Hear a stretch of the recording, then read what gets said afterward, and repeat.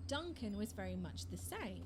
Both had been separated, put into the bodies of children and sent out to live normal lives, until they both inevitably became involved with the Montauk project again. This really does beg us to ask the question, why go to all the bother of brainwashing, regressing adult souls to the state of children, and then putting them in babies' bodies if they're just going to end up back at the Montauk project anyway? I don't have any answers for that question, and neither do they. Anyway, in the 1983 timeline, everyone gets brainwashed. Duncan, Preston, Al, all of them, and they lose all recollection of ever being involved in strange goings on at Montauk until they remember it all again just a few short years later. I mean, honestly, how crap is this brainwashing? I thought brainwashing was supposed to last a little bit. You zap out your memories and they don't come back at least for a decade. Couple of bloody years this lasted. Piss take, absolute jokers. In May or June of 1984, Preston claims that a team of black berets were sent to the base to shoot anything that moved, and another team came to move all of the remaining equipment that they deemed to be sensitive to the project. They allegedly cleared out rooms with hundreds of skeletons in, presumably of the Montauk boys that didn't make it, and they also sealed up the underground areas with cement. The base was abandoned and remains that way to this day. Preston closes the first Montauk project book by telling us that the past and the future can be changed, and that time is nothing more than a hypnotic pulse that we all subconsciously submit to. He tells us that we are nothing more than pawns on a chessboard, players in a game called time. But that leaves us with one huge question. If we suppose for a moment that all of this is real, and that the 1984 Philadelphia experiment movie was actually based on the experiences of both Al Bielek and Duncan Cameron, then how did the movie screenwriters in the early 80s find out about it? Were there bigger forces behind the Montauk project than just a ragtag bunch of Nazi scientists? And if there were, just how far back does this whole thing go? Hold on to the last of your sanity, because if you thought that shooting Jesus and swapping DNA on Mars was a stretch, you ain't seen nothing yet. You're being found guilty of commerce with the devil. Along with recovering his memories of being involved with the Montauk project, Preston also uncovered an earlier life as Preston B. Wilson in the 1800s. I was born in 1820-something into a family known as the Wilsons. I was Preston Wilson. One half of what he calls the Wilson brothers, and guess who the other half was? None other than Duncan Cameron. Do you remember? Yeah. Do you remember? Preston claims that these two brothers manufactured the first electronic instruments in the UK, but there is zero historical record to back any of this up. In other words, it's pure bollocks. According to Preston, the Wilson brothers were really good mates with Aleister Crowley's dad, Edward, and Preston claims that they actually merged their business interests together, and eventually these combined businesses became known as Thorn EMI, a British company involved in electronics, music, defence and retail. They had their fingers in many pies. Again, there's no evidence to prove this at all. So where did Preston get all of his information from? Now, I know this because the historian for Thorn EMI came and asked me if I have any idea why the name Preston B. Nichols is in the Thorn archives. But his name wouldn't have been Preston Nichols. It would have been Wilson, right? Well, apparently there was a photograph from the 1800s that showed Preston Nichols alongside Preston and Marcus Wilson. So he's in this photograph twice, presumably. And there was a fourth person in the photograph who is speculated to be none other than Aleister Crowley himself. Where is this photograph, you ask? Well, Peter Moon writes in the second Montauk Project book that it has to be considered legend because it hasn't shown up anywhere. I love that so much. Instead of calling it what it is, load of old shite, he spins this magical, mythical tale about it. It's not a load of old cobblers, mate. It's actually legend. There's no record of all of that and being connected to all of this stuff. Say again? Not unless it's in EMI's archives. So in other words, there is literally no evidence to prove this at all. So I guess it all has to be considered legend. It feels like a deliberately constructed story to establish a tenuous link between the Montauk project and this company Thorn EMI. But why would they want to do that? Well, the company dealt with home video releases, and they just so happened to be involved with the distribution of the Philadelphia Experiment movie from 1984. The Montauk gang claim that they actually produced the movie, which I don't think is true. It was Docking produced request by accepted. New World Pictures and Cinema Group. It's like how a lot of movies carry the A24 label and they aren't actually produced by A24, they're just distributed by A24. According to Al Bielig, the release of the Philadelphia Experiment ended up being sabotaged by the government, and that's why it ended up being pulled from cinemas. 3 days prior to its release, me and my Thorn in England got a letter from the U.S. government saying we don't want this movie shown in the U.S. Got another letter from the U.S. government, we don't want this movie shown, period. So me and my Thorn couldn't ignore the second communication, so they fired back, and if you want it stopped, they said you're going to have to get a federal court order banning it. And we said, we will, and they did. This is the information which basically Preston turned up. So again, there is absolutely zero evidence that any of this is true.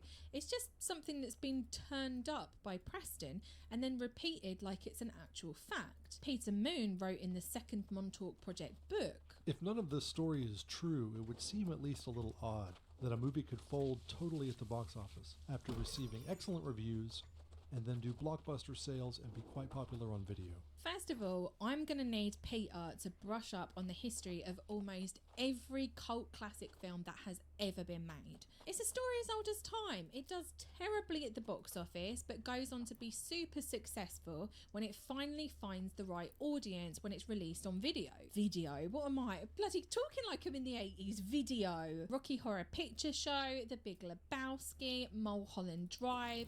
They're just a few examples of movies that did absolutely terribly, barely even covered the cost of production on its cinema release, but went on to become cult classics. Secondly, excellent reviews. It's got a 40% audience score on Rotten Tomatoes. Docking I forgot to request grab Whilst the not accepted. can ice. overlook a bad review for a lot of movies, I've actually seen this one, and I've got to say, the plot is incredibly convoluted, hard to follow, and somewhat unbelievable. But how did the screenwriters manage to get hold of the actual story of the Philadelphia Experiment? Because remember, in their world, the movie is based on them, and they definitely didn't co-opt the plot of a sci-fi movie for their own gain. Here's where things get bizarre. Again, Preston claims that he was childhood friends with none other than Mark Hamill. Yes, that Mark Hamill, although Preston knew him as Mark Knight. Mark's father worked for the US Navy and in turn was involved with Montauk somehow. And don't go thinking that Mr. Luke Skywalker's all innocent, because he was involved as well. Now, because he's also supposedly besties with Preston, he managed to get him a job as a sound engineer on the original Star Wars films. But sadly, Preston was overlooked in the credits. And not only that, Preston claims that Mark was one of the producers of the 1984 Philadelphia Experiment movie, only he got overlooked in the credits as well. So obviously, if Mark Hamill is close to the Montauk project and knows the real story from Preston, and if he Autopilot secured himself engaged. a producing gig on the movie, then that's one way of getting the story out there. And then there's also this Crowley and EMI Warping to Thorn Stargate. connection. But Warp what if there was drive another active. way? In the second Montauk Project book, Peter Moon hypothesises that the story writers may have had their own involvement with Montauk and that they were accessing their subconscious memories when writing the script. He puts forward this idea of channeling information, and this is hugely popular amongst New Agers. You're not using the power of your imagination, you're tapping into something metaphysical and beyond our 3D world. And trust me, I would love that to be true, because I've written short stories, screenplays, scripts for YouTube, and it would be so much easier if I just tapped into the etheric plane and just channeled it all, instead of, having to use my own creative thought through hours of research. But in Peter's world, it's seemingly impossible Approaching for a group Stargate. of people to sit down and create a fantastical story. And it's also seemingly impossible for 3 people to watch a movie and then create their own fantastical stories off the back of it. But of Aleister Crowley. Could he really have been involved with what was going on at Montauk? Well, Crowley did actually visit Montauk Point in the summer of 1918, and this is backed up by his own diaries, where he claims to have gotten a curious colony of blisters there. I don't know what he was up to or where the blisters were, and I don't care to know. But that does prove, by Crowley's own admission, that he was actually in Montauk, just decades before the so-called Montauk project really got going. Alongside this, Peter and Preston became low-key obsessed with what they call synchronicities. Dr. Jung put forward a new concept that he called synchronicity. Autopilot This term means jumping. a meaningful coincidence of outer and inner events that are not themselves causally connected. The emphasis lies on the word meaningful. While I find the concept of synchronicities infinitely fascinating, we also Warping to have to be Stargate. aware that the human Warp brain drive is active. designed to recognise patterns. For some, synchronicities can give their lives meaning and also provide them with a sense of solace. But for others, it can make them obsessed with trying to identify patterns and have them putting together pieces that don't actually fit. In my opinion, Peter and Preston fall firmly in the camp of the latter, when they both attempt to establish a history of people connected to the surname Cameron. Remember, Duncan Cameron is the man who's allegedly being groomed to be the Antichrist, so presumably there's a long history here, right? To be specific, they're looking for connections between the Cameron brothers, the Wilson brothers, and Aleister Crowley. Peter claims to have found a connection in the book The Confessions of Aleister Crowley, where he references a close friend named LCR Duncombe Jewell, who would also call himself Ludovic Cameron. So Peter's basically gone, Duncombe, okay, Approaching that sounds like Stargate. Duncan. Ludovic Cameron, there we go. Must be a connection. I mean, it all makes sense, right? He says in the Silver Anniversary edition of the Montauk Project book that Crowley wrote Duncan Cameron, but he never did. There are references to the last name Cameron in Crowley's books, but it's a popular last name, with around 26,000 people in the UK actually having it. But the fun doesn't stop there. Peter goes on to reveal that Aleister Crowley was born Edward Alexander Crowley, which is true, and obviously that's a connection to Al Bielik's past life as Edward Cameron. Honestly, he gives tons of examples of these so-called synchronistic events where he's meeting people with variations of the names Duncan, Cameron, Edward, etc. But these are all incredibly common first and last names. Autopilot And when you start jumping. looking for synchronistic events, you will find them. Your brain will start seeing patterns, and sometimes you can't stop. Now, those of you that are somewhat familiar with the occult and esoteric world won't be Warping to surprised that Stargate. while looking Warp for drive Cameron active. connections, Peter stumbled upon Marjorie Cameron. Marjorie was the wife of Jack Parsons, who was, among other things, the creator of the first rocket engine to use rocket fuel, and the lodge leader for a branch of Aleister Crowley's Ordo Templi Orientis. Parsons had a house where he would rent rooms to those of a bohemian disposition. He called it the Parsonage, and L. Ron Hubbard ended up living there. Hubbard had his roots in occultism, and according to various sources, he read some of Crowley's work at the age of 16 and was also a Rosicrucian. When he moved into the parsonage, he soon got involved in a series of magical rituals that Parsons called Babylon working. Approaching This is Stargate. such a crude explanation, but the overall goal was to summon forward the goddess Babylon, and the ritual was very sexual in nature. And to cut a very long story short, Parsons ended up meeting Marjorie Cameron, and he believed her to be an elemental woman that he had summoned forward during the rituals. And then Hubbard ended up ripping him off, and the rest is history. The story is so wild and infinitely entertaining that it deserves a video all of its own. But for now, there is a great video by Tom Explores Los Angeles about Parsons that I would highly recommend watching. It actually stars a friend of mine dressed up as L. Ron Hubbard,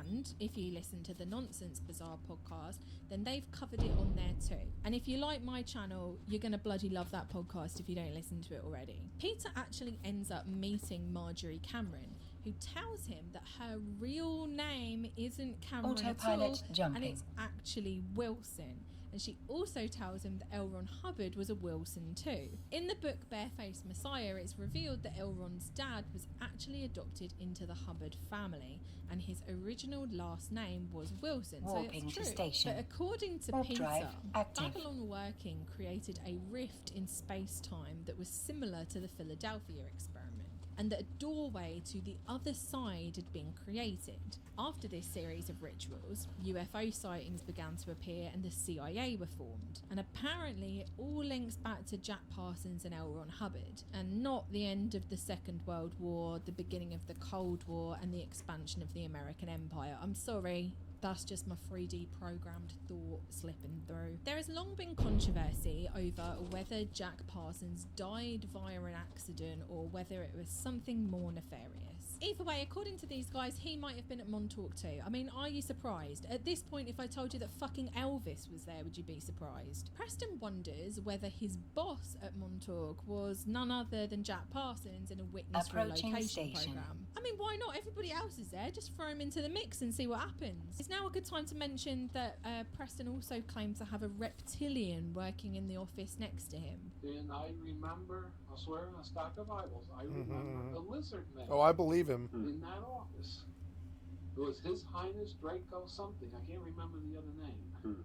But I didn't have that much to do But you with it. accepted his presence as something normal for. What else do you do? You're working next to this thing.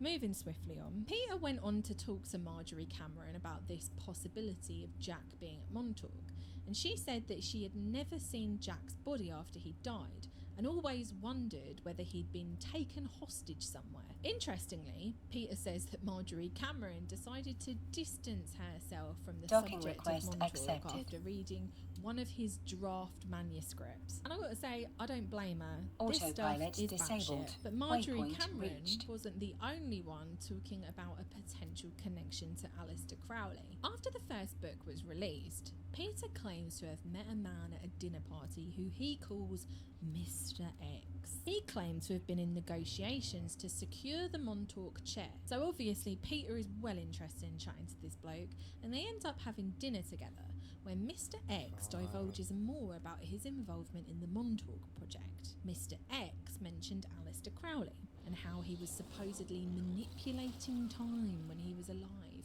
because he wasn't trapped in this three-dimensional world that we're all in. Peter asks him a very legitimate question. Was everything at Montauk happening because of Aleister Crowley? Obviously, Mr. X didn't give a straight answer, but he did say that Crowley was a wild joker. He was romping through time with zero regard for the rest of us 3D normies. If you're expecting me to wrap up this section with something that actually makes sense on a logical level, then I'm afraid that you are going to be disappointed. Peter closes this bizarre and disjointed chapter of the Montauk mythos by claiming that because the magical diaries of Aleister Crowley has missing entries from August 12th and August 13th, 1923, that somehow that proves that Crowley was very much involved in the Montauk project. Remember, these dates are incredibly significant in the 20-year biorhythms of the Earth, according to Preston. I'll let Peter's own words close out this final chapter in the strange story of Montauk. This entire subject has given us many ponderables, and it's extremely likely that we'll get some answers in the future. The objective here is to lay open the playing field, and thereby open the door to further investigation. That inevitably leads to more truth.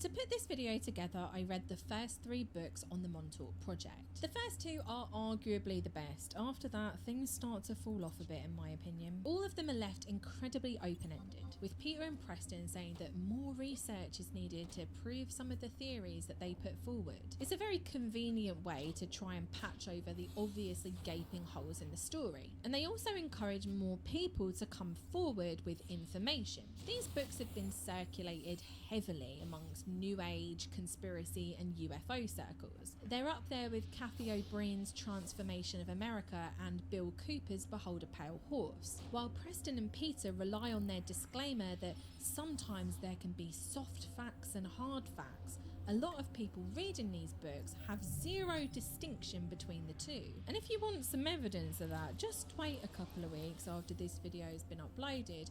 Have a look through the comment section, because I guarantee somebody will be in there calling me a shill for not believing this story. When books like this, purporting to be factual, Yes, level circulate 49. among that Oh, desperately yeah. want to believe, as well as an audience that often have had their own experiences that they can't explain, combined with a warranted distrust of the US government, you're effectively guaranteed to have people like Stuart Swerdlow and other so-called Montauk boys come forward. For theories like the Montauk Project to take hold, they have to be somewhat grounded in reality. We know that the CIA experimented on people against their will. So, is it a huge leap for people to believe in other top secret projects? It's easy for us to criticise those that believe this and laugh at people's supposed gullibility. It's harder, and arguably more important, to acknowledge that yes, some conspiracies turn out to be true. And yes, the government does lie. We can't act surprised that people don't trust agencies like the CIA when they spend decades lying only to have their lies revealed. And they are the enemy of the people, I'm sorry. But with all that being said, it only takes a minuscule amount of critical thinking to blow massive holes in the Montauk Project story. And it does make you wonder, does it work in agencies like the CIA's favour to promote sensational and ridiculous stories that they can hide their nefarious deeds behind? I'll let you answer that for yourself. Some people are drawn to this story through their concern for the Montauk boys. It's the Save the Children rhetoric that was also really popular in the 1980s because of the Satanic Panic, although it hasn't really gone away. Yet these same people will sit and listen to the stories of men who, by their own claims, were complicit in the murders of hundreds of thousands of children. That doesn't make any sense to me. And Preston and his ilk will say, well, I had a gun pointed at me, what would you do? And I've got to say, if it was my life on the line versus the lives of hundreds of thousands of kids, I'd take the bullet, Preston. I wouldn't like doing it, but I would.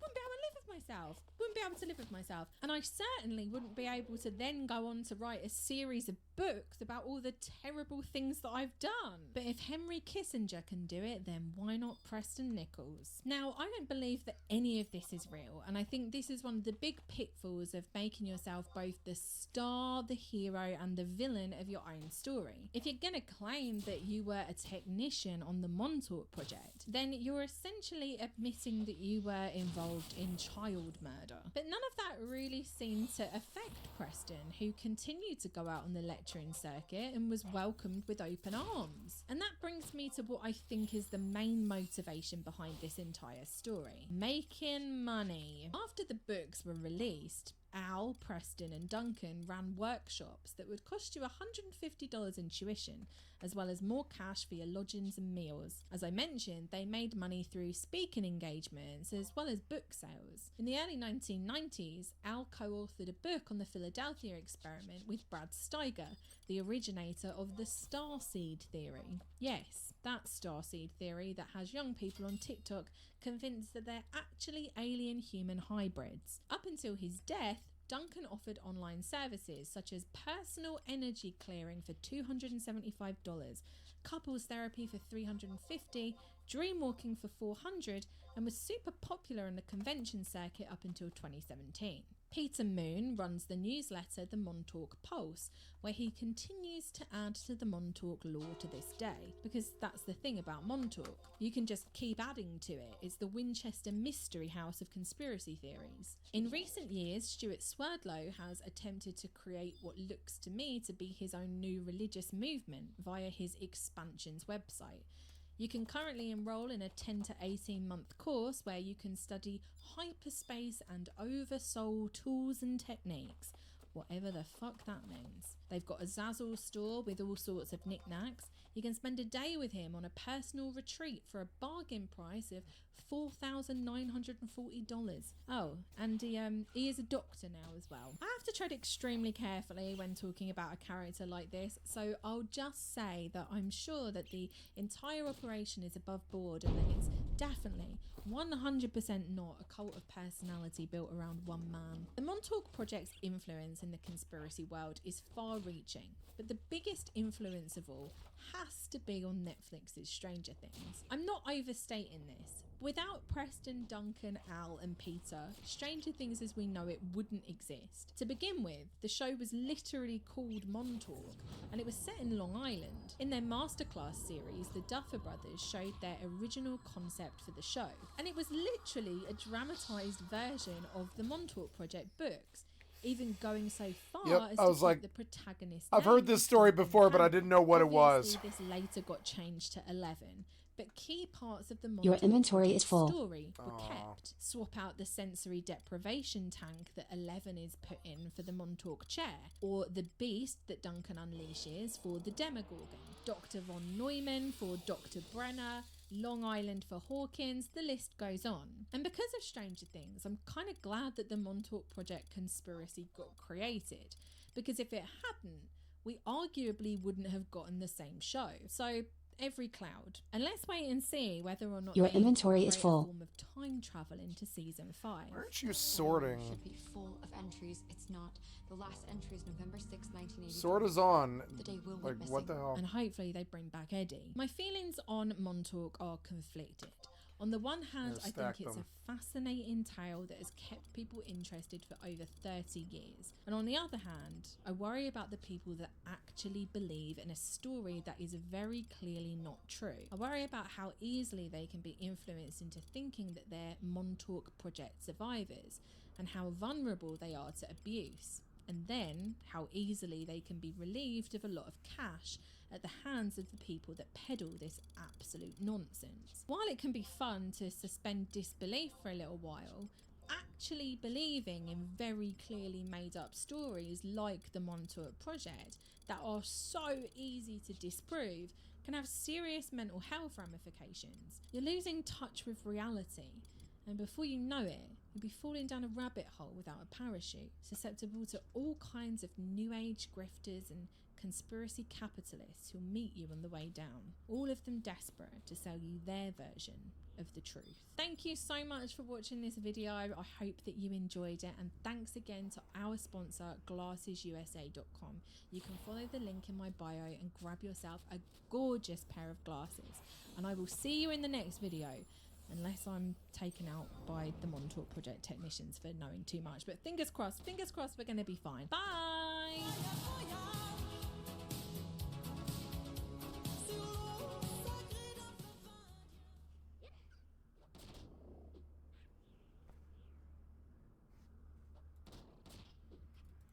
Oh no, did you crash?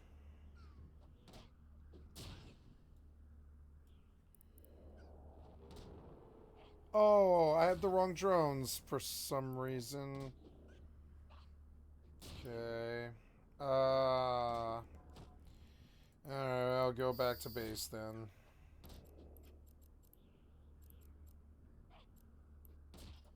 Damn it. Warp drive active. I thought I did that right, but I guess I didn't.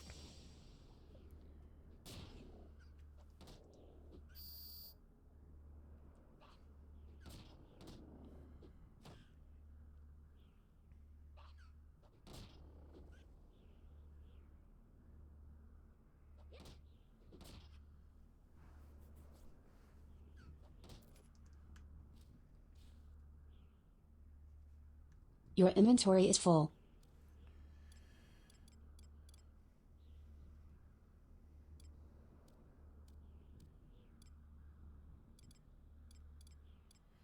Damn it. I feel like I guess I better use the instant warp. Docking request accepted.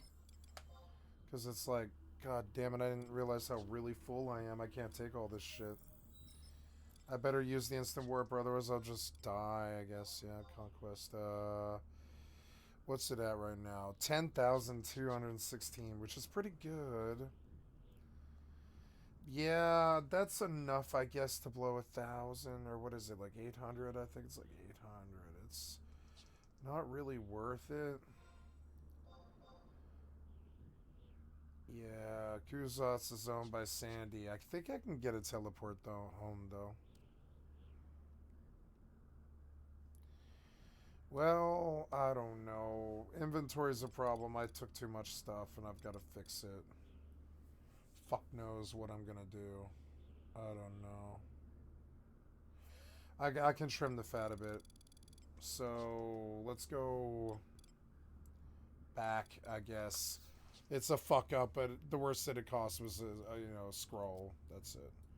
Didn't cause a death or much time, so I'll put a lot of stuff away. I brought way too much stuff with me. Okay, so why aren't you getting the right fitting? You are annoying. I thought I did this yesterday, but let's do it all over the fuck all over again. In this fucking fitting, I told you, get the fucking... every day I tell you this. For days I've been telling you this. We're going to try and save you again and see if you get it. So, in this fucking ship is a Fed Navy Hobgoblin. Yep. And 4 fucking mining drones. It's not that fucking hard. Now, come to the fitting. I swear to God, I've done this on stream like 3 days in a row. Save as... reg or save. Right? Reg or, right? So now we're going to switch to ice just to test you. Right? We're going to say fit to active ship for the ice. We're going to check the drones, right? Ice harvesting drone went in. Fittings are all copacetic or ice harvester. All that stuff's good. Ice harvester upgrades. Then we switch to the reg or. Good. And we see modulated strip miners. But see, what isn't right is we need fresh mining crystals in these things. So we'll do so. I don't know. Yeah, like, yeah. Come down, like, way down here. And we'll run mining crystals to these, right? There, mining crystals. Is that hard? Then we will save again. We will save as, and we will save it as, right, and we will say, save as Regor, right? Save. And then now we go and we check the drone bay. The drones are good, and now we're going to switch between the 2 fucking fittings and really make fucking sure, because it's been pissing me off.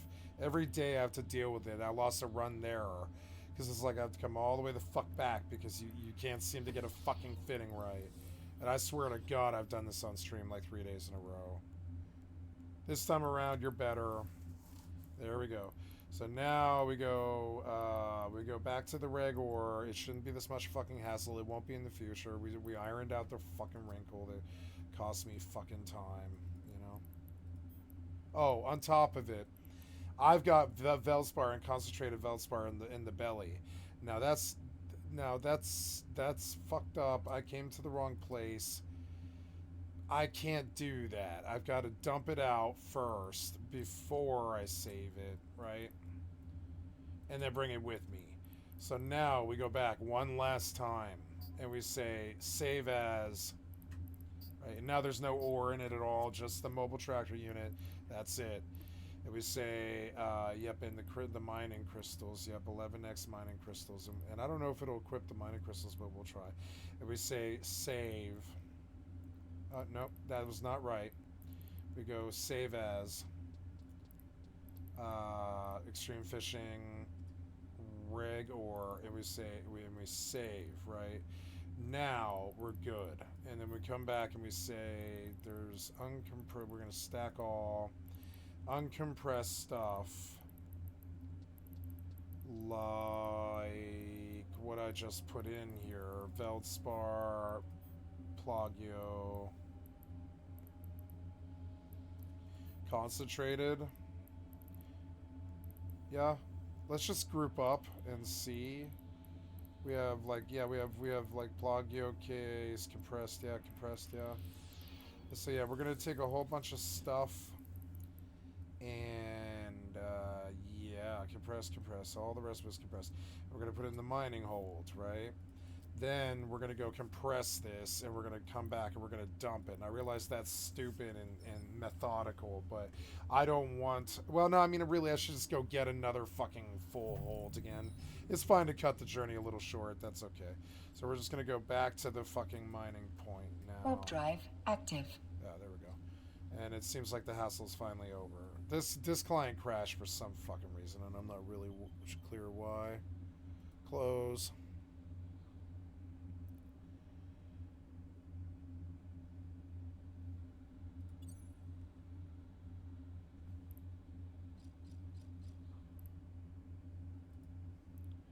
Now, so let's go back to you, right, and we'll say, I don't want that. I want you off that list. Yep, and then I don't know what that is either. This is the Final Fantasy, right? Yep, Horizon Loader. Yeah. The Horizon Loader, I think. I don't know. Let's drop it.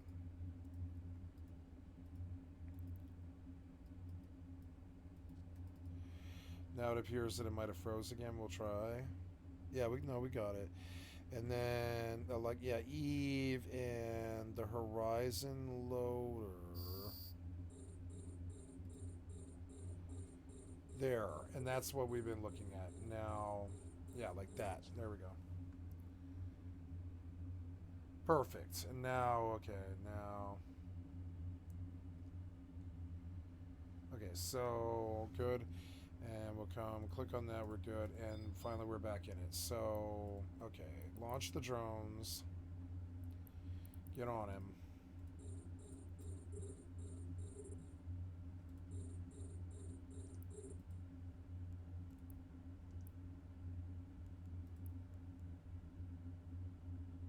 What?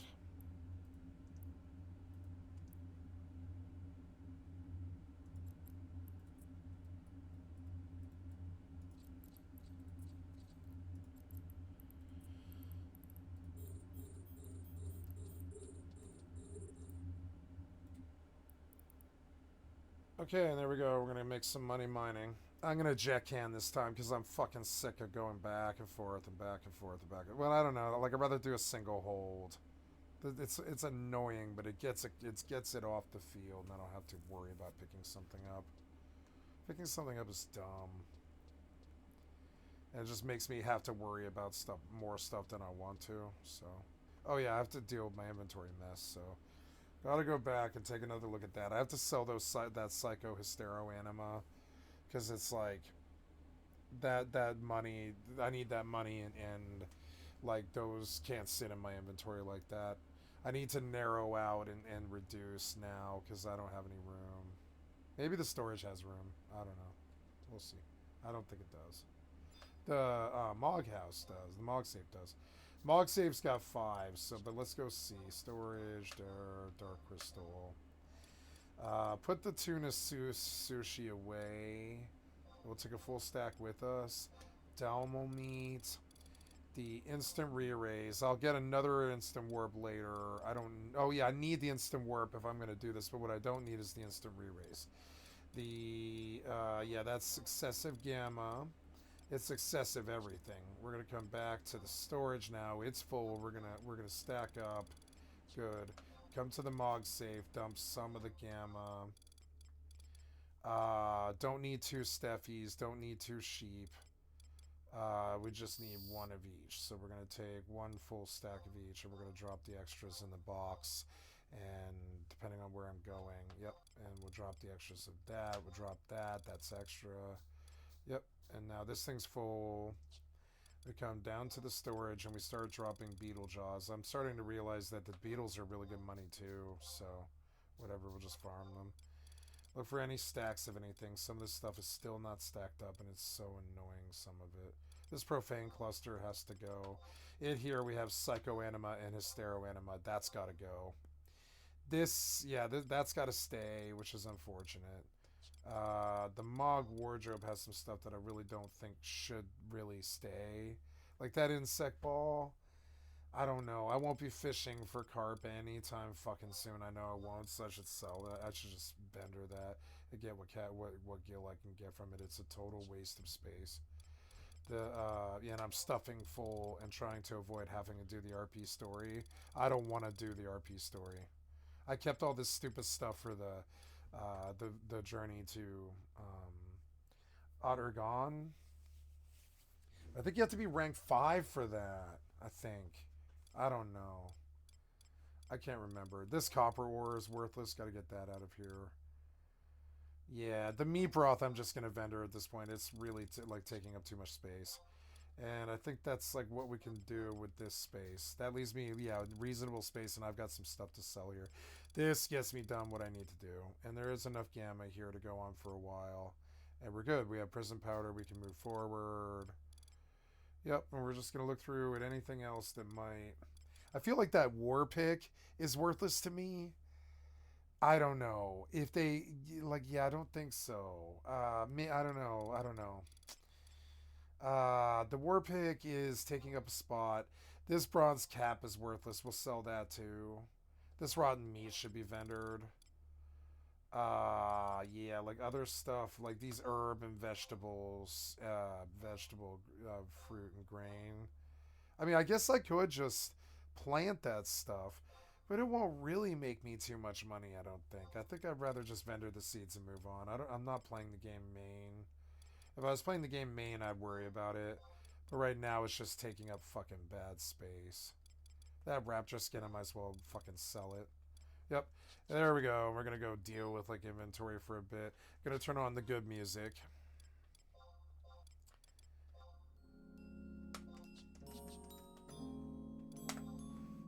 Deal with inventory as usual. Your inventory is full. They fucking torture me on all the games I play.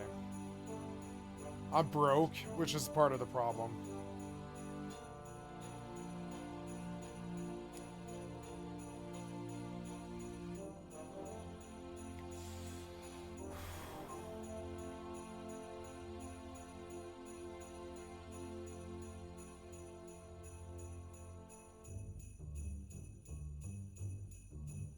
Your inventory is full.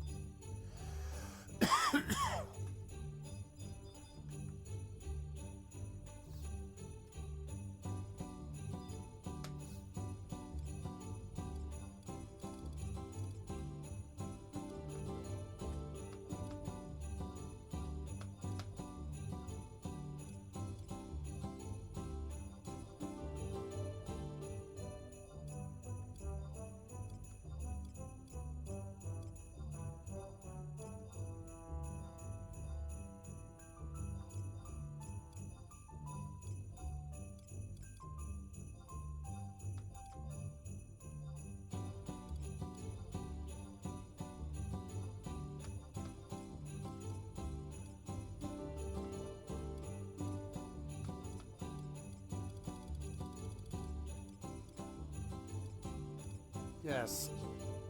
Much better. 29 out of 40. And I have some stuff to sell too.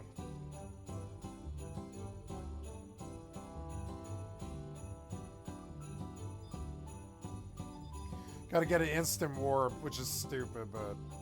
Oh well, at least it was fast. I'll make more conquest points. There's 10 grand, that's good.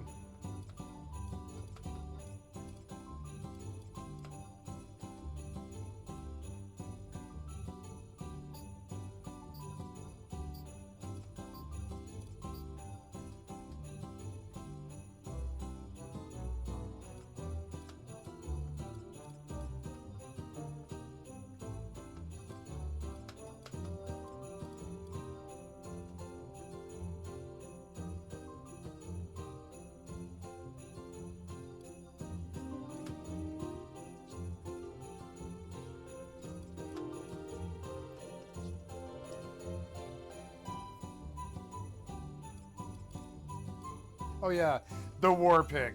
I'm gonna let it go for now. It was a nice weapon, but I'll take the money for it right now.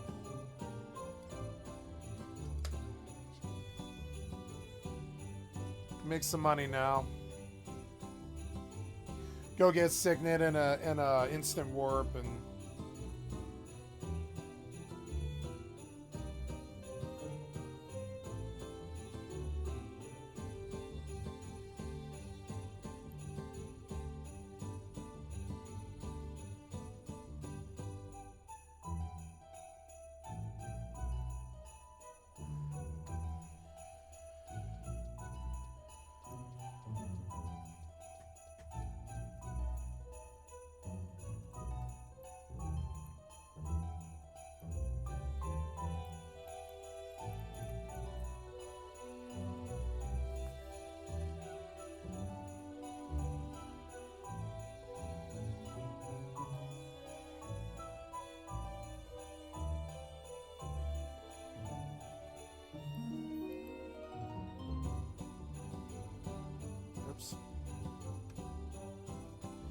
I need a second clone set with high wall.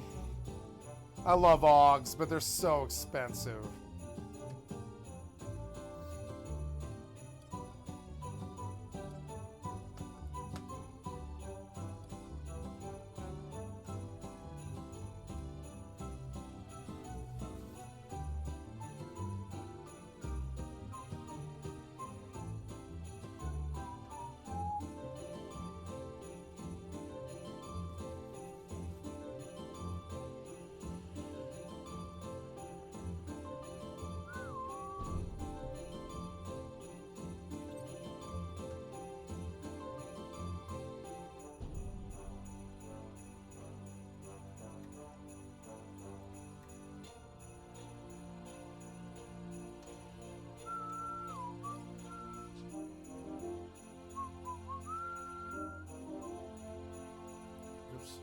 Oh, I didn't get Signet. Damn it. I forgot.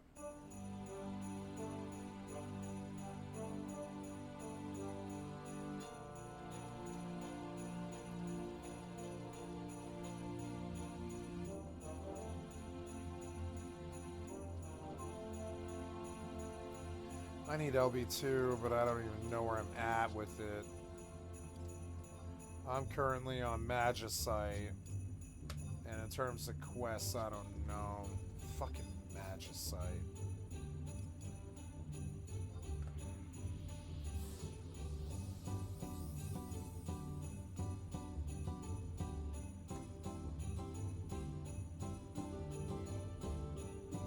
Oh. Did I get a scroll of warp? I did, didn't I? Yeah, I did. Now I'm doing much better. I could even take more pet food with me. Is depleted. But I'll have to come back sooner or later, it's fine.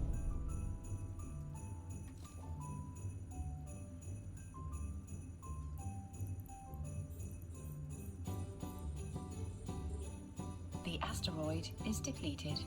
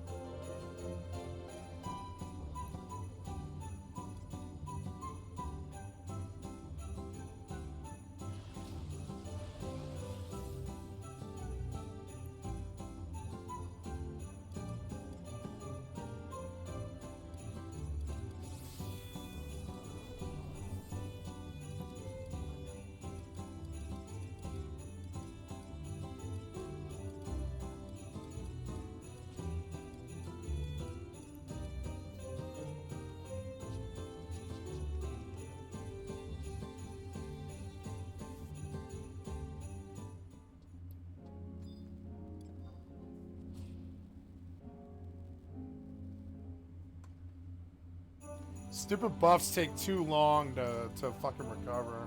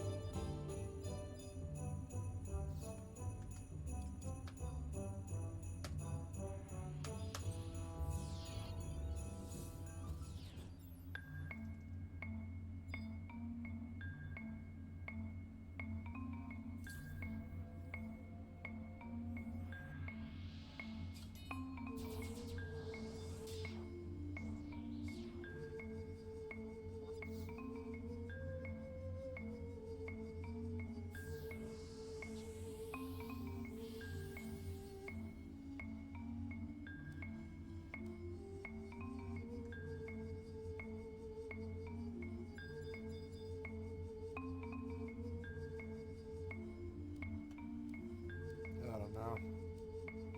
Why are you trying to de-level? That seems weird. Like you stole an account.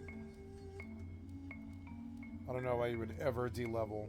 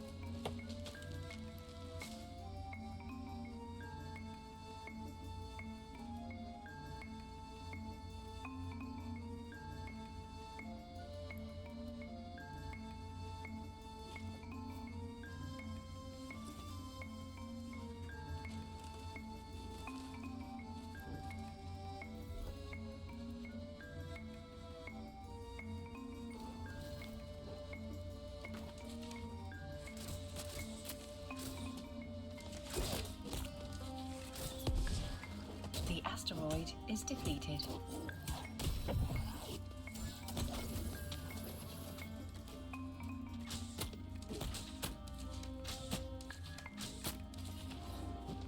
He's like, fuck. And I'm like, yep. Just gonna shoot you in the face now. Sorry. You're low. You're dead. He's like, yeah. You can charge me if you want. I'm gonna still shoot you in the face.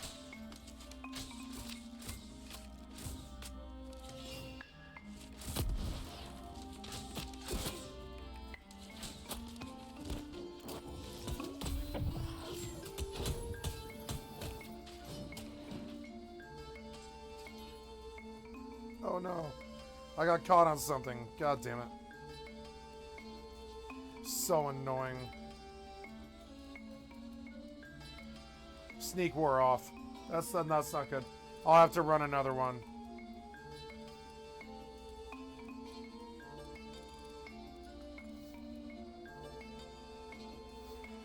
Fucking annoying. Prison powders are annoying. That's alright. I'm very close to 50, and then I'll be able to just cast it on myself, and I'm good.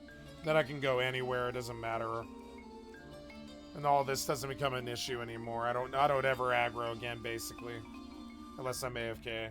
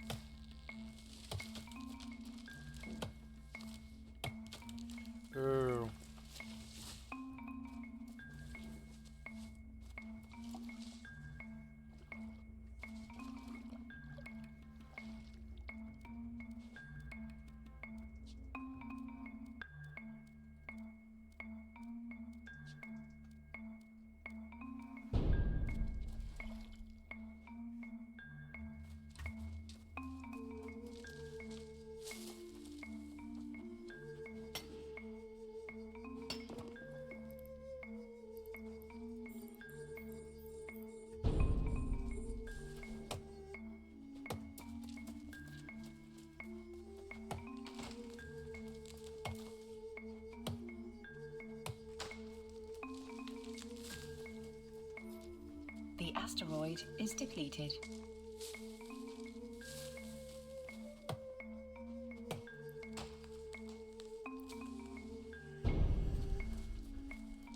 I like ice because you don't have to pay much attention.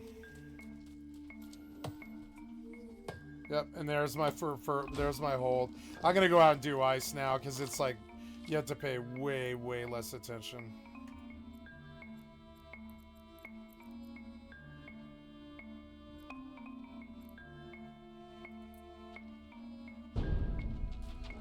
Warp drive active.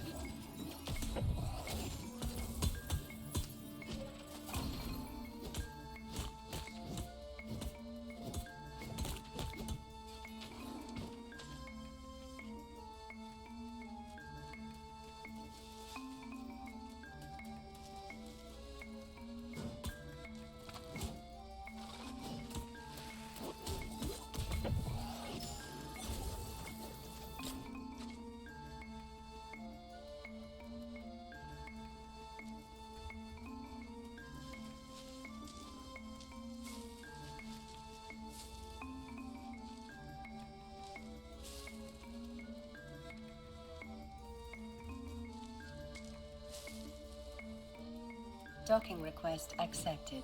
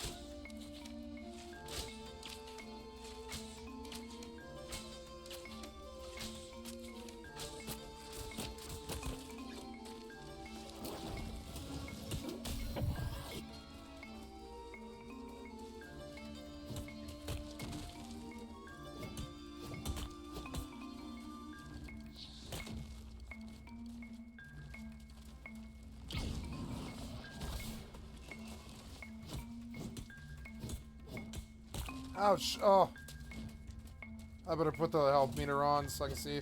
Oh god, go, go. Go, go, go, go.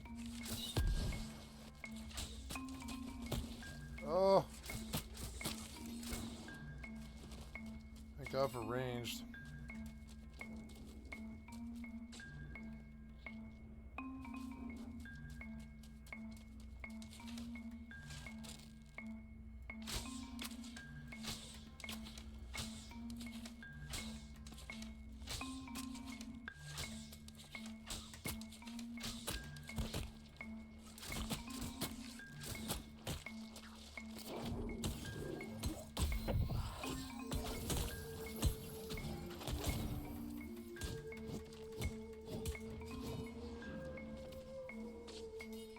Nice. Got a vial off him. 10G.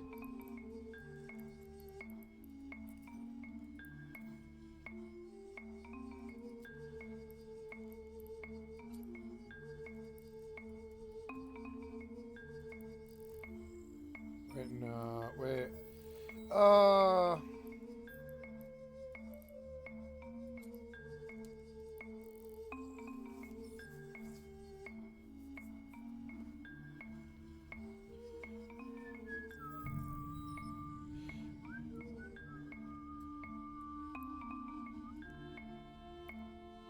Wait, I've been thinking about this wrong. I guess I don't need to do 2 jumps every time.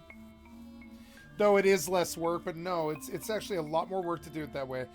This way, I just dump it here, And it just stacks up when it's in, and then when it's like a lot, I move it, and like, yeah, and when it's a lot of compress, and I'm thinking about it wrong. Ah.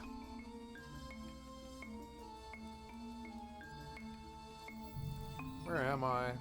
Oh good, I'm right where I want to be.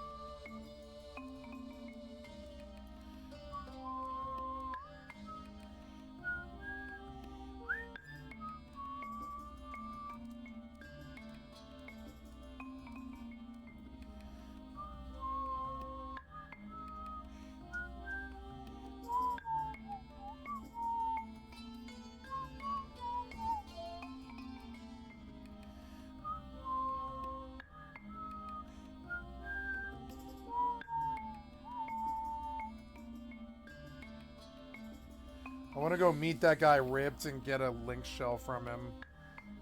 But I know what'll happen. I'll get sucked into the game really bad. I prefer to do it all solo. If I can. I figure with a Beastmaster I can.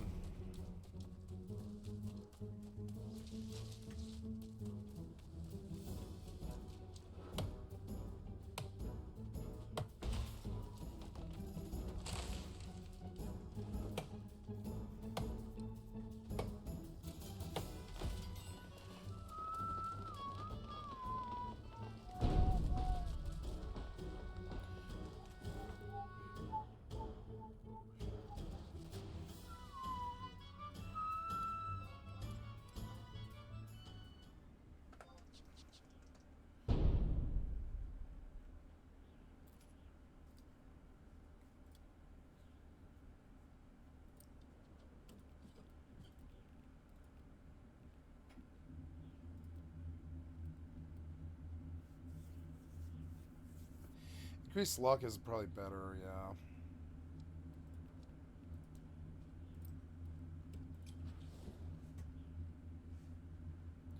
You're not gonna aggro me, are you? You better not.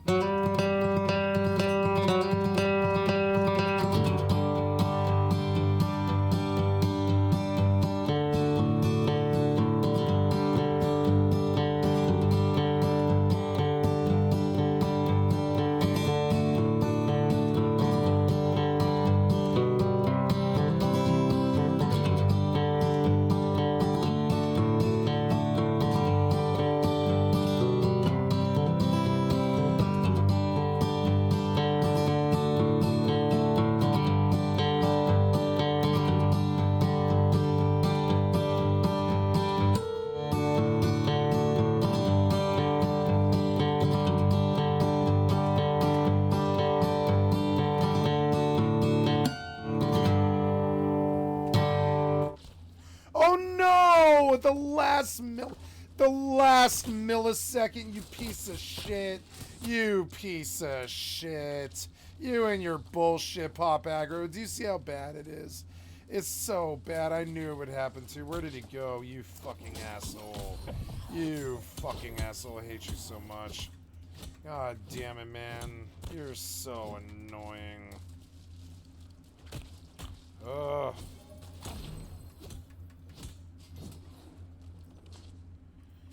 Come on, man. I was like, just did like a whole 2-minute song and you fuck it up in the last millisecond. Because you can tell their fucking idiot pop aggro's badly done. Oh, God. I feel like I'm going to get a lot of aggro here.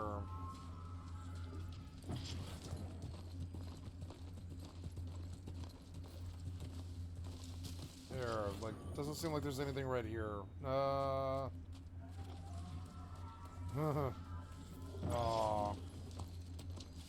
man, there's a lot of stuff here. Ooh, I want that. I don't know. I can't stand, like, anywhere without aggroing, so I'm just gonna keep going. Yeah, what about a road, right? They're not gonna come to the road, are they? Oh my god.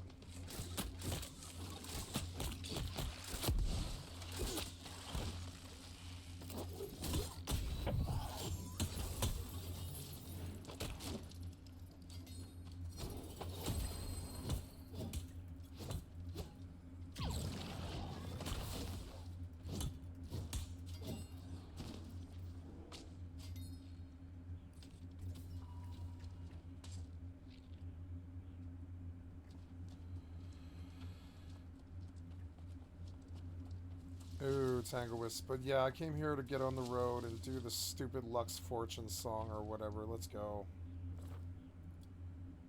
I just did that one. We'll do Midnight Harmony or whatever, yeah. Lux Labor, Expert, sure. I don't know. Let's go.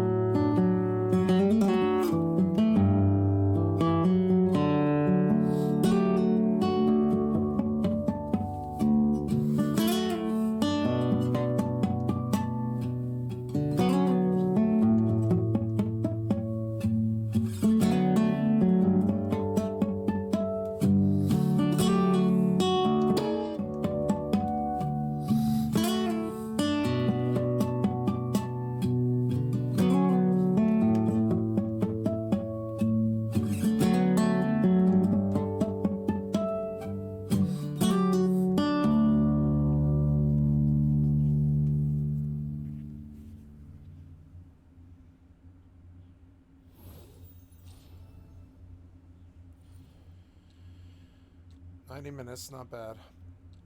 I had an error too. Oh well. So okay, and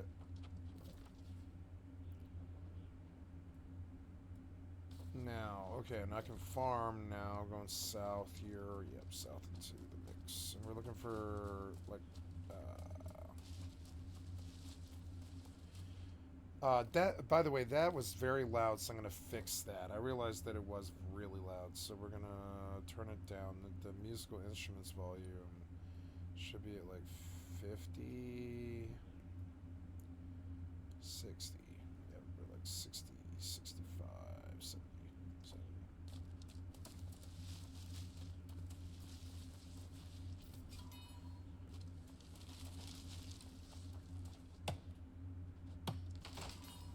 Okay, so,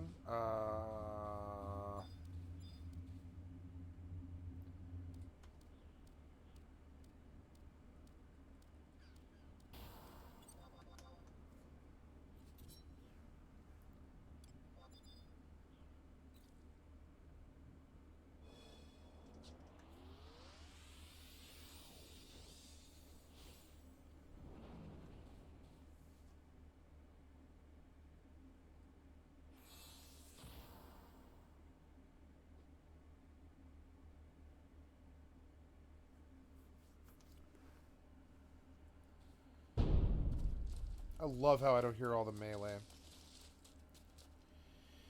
Okay, so this girl's video is almost done. Oh no, it did end. It ended. Cool.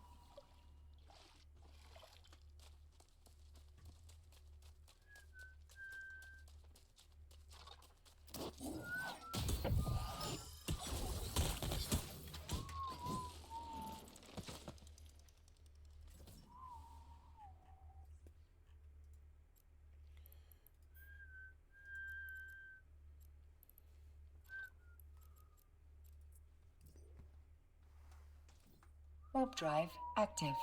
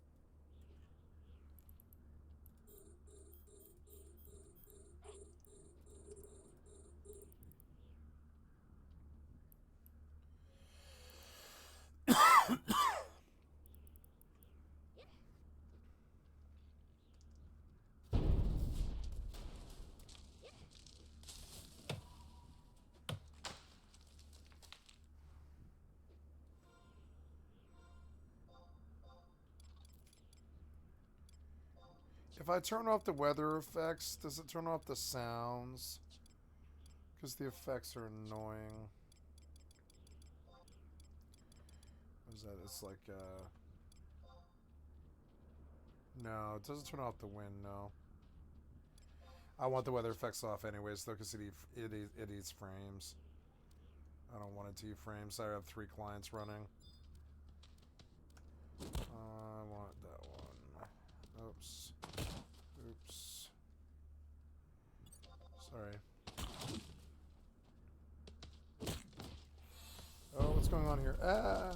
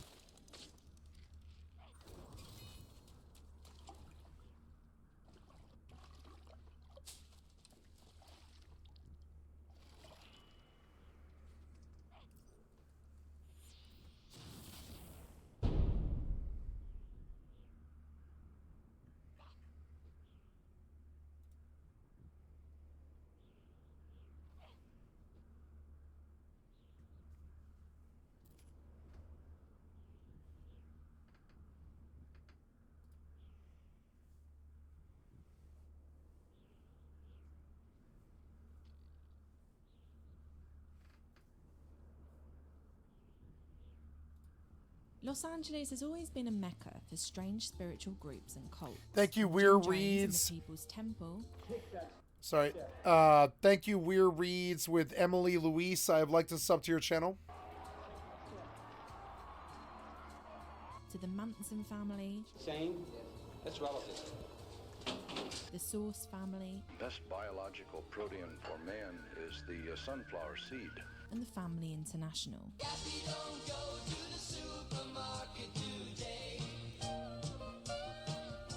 Never trust a group with family in the name. Those are the cults that most people have heard of.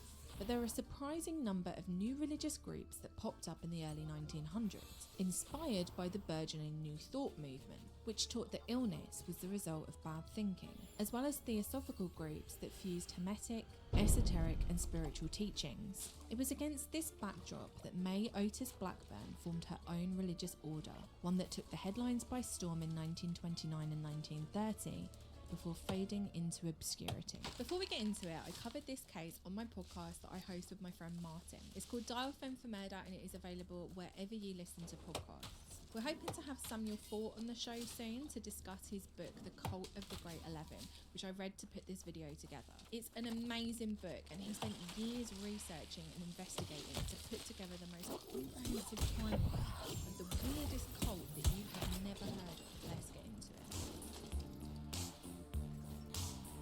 Weir Reeds with Emily Louise.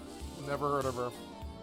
It's good though. May Otis Blackburn was born in Storm Lake, Iowa on August 2nd, 1881. The details of her early life are sketchy, but on October 3rd, 1897, when she was just 16 years old, she married a Canadian man named Augustus John Wieland in Jamestown, North Dakota. This marriage would not end well, or normally. John was supposedly a gambler, so there's obviously relationship difficulties, you can imagine. May ended up giving birth to their child Ruth Angelina Wieland after the couple had separated on July 25th, 1899. But they were still legally married. It cost a lot to get divorced back then. If you didn't have the money, you just weren't going to bother. After Ruth's birth, May gets a very interesting and slightly disturbing letter from a doctor in California telling her that John Wieland has been shot and killed. Case closed, right? So May decides to leave her young daughter in the care of her mother and her stepfather while she goes to Minneapolis. While she's there, she meets a man named Rudolph A. Schultz, and he looks after her financially, so she marries him on July 1st, 1901. Her mother, stepfather, and daughter had moved to Washington State, and obviously May wants to see her child, but here's the thing. She didn't tell Rudolph that she had a child, no. She claimed that Ruth was her baby sister. Now, obviously, it's the very early 1900s. There would have been significant social stigma around being a single mother. But as we'll get into, it's quite difficult to have any sympathy for May.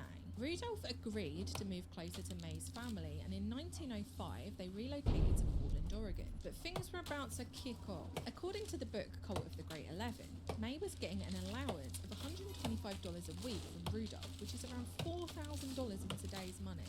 He was wealthy and she was cashing in, but he wasn't as rich as a man called Fremont Everett, who was a lumber tycoon that she had met, and she was basically trying to make moves on him. So she's got a bit of a conundrum because she's got this one guy that's dead. She's like a, what we would call widow. I don't forget what widow was called. Then she's got married again, and now there's this wealthy lumberman knocking around. She needs to get out of this goddamn marriage to Rudolph. So she makes up this story that John Wieland, her first husband, had actually faked his own death, and she'd just found out about it. Now, obviously, this other guy that she wants to make the moves on is married as well, like of course he is. And he wrote to May saying that he intended to secure a divorce as soon as was possible, and that he was madly in love with her. He actually bought her properties that gave her a fairly steady stream of money coming in. She was a landlord as well.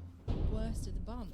I don't know what's worse, being a landlord or a cult leader. But May's issues were just beginning. In 1908, she appeared in front of the court summoning John Wieland for faking his own death to avoid being a father to Ruth. In her second court appearance in 1908, she told the story of the letter that she had received previously and said that she always thought that John Wieland was dead until right now. Despite telling Rudolph 2 years prior that she now knew that John was alive, to get out of the marriage with him. It's all a bit weird and complicated, right? So she wants to get with this Fremont Everett character, and to do so, she needs to get out of her marriage to Rudolph. And this man lets it all hang out in court. He basically says that May is a serial scammer. She's been marrying guys left, right and centre, and he claims that John Wheeland wasn't her first husband either.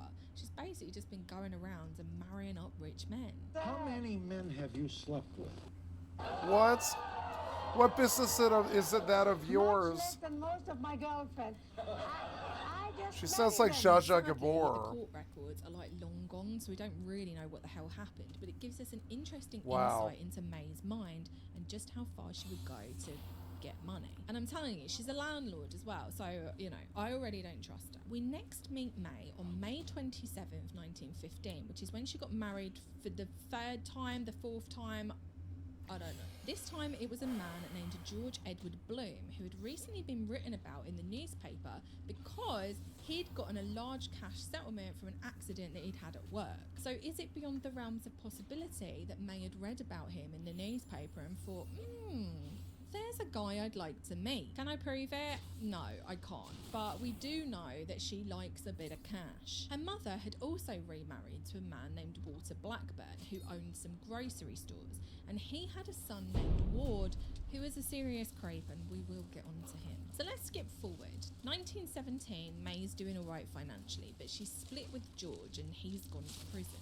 May used the money that she'd been saving to start her own film company, and Ruth, who is now 17 years old, The was aiming for a asteroid career is in Hollywood. depleted. Ruth was the star of a silent film called A Nugget in the Rough, which is the first film to ever be shot in Portland, Oregon. But the buzz didn't cross the state line. Hollywood Nuggets was in the booming. Rough. Why would they care about some unknown actress in a short film from Portland when they've got like all of the stars of Hollywood?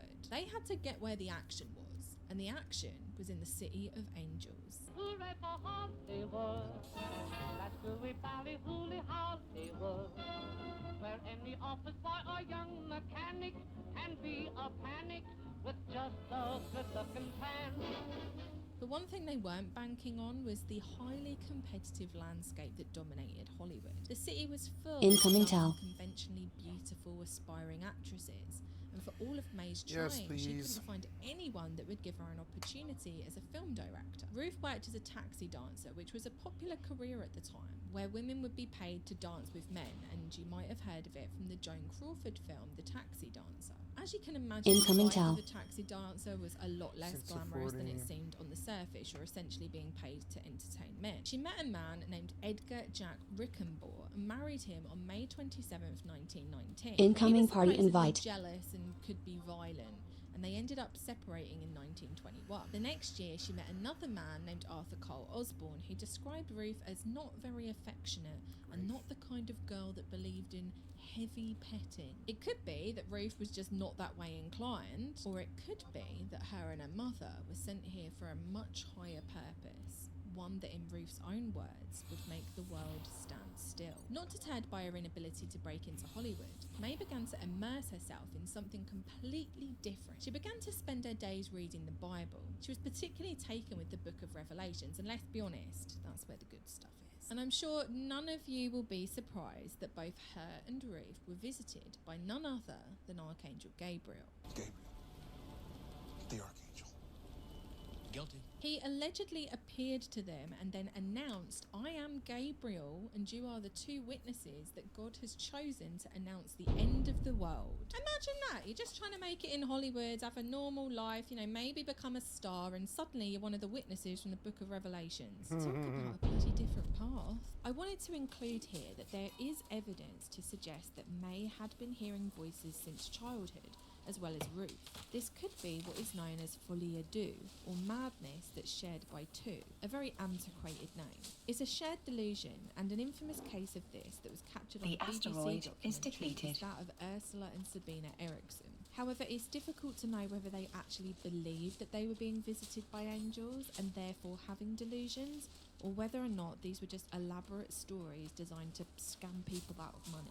And this wasn't Gabriel's only visit, oh no. He kept dropping by all the bloody time, and he basically told Ruth and May that they were to write a book titled The Seventh Trumpet of Gabriel that would announce the end of the world. Ruth later said, and the angel Gabriel used to come into the room where May and I were, and after he dictated a while on the sixth seal and the seventh trumpet, and how we were to gain eternal life and a mine full of nuggets and jewels near Bakersfield, he'd croon the tunes of Cleopatra, and I'd dance for him, and he made me custodian of all the Egyptian dances. They're to dictate, or channel, if you like, his words into a book that would take the world by storm, but they couldn't do it alone, and Archangel Gabriel is fucking broke, he ain't got a dime. So who do they hit up for cash? Ruth's husband, Arthur. They convinced Arthur to borrow money from his job, and the angels' demands got increasingly extravagant. The angels wanted them to set up a religious order, and who were they to say no?